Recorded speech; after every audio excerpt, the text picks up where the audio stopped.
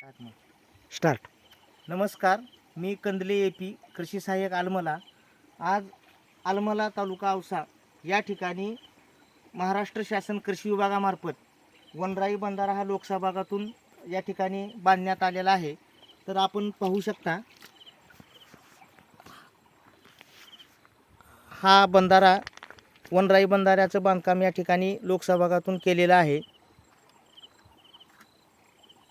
काय करायचं?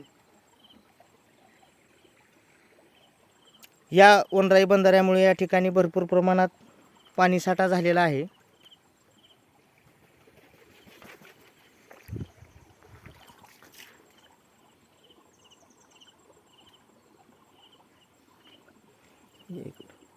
वरती या बंधाऱ्या चप्पल काढ की. या. या इकडे वर. इकडे. हात पडेल. वर वर. उभारलो तुम्ही काय? मला पायानं उभारायचं. इकडे ये बेटा. तर या ठिकाणी येथील शेतकरी आहेत, आपण त्यांच्याशी बोलूया. चप्पल काढा.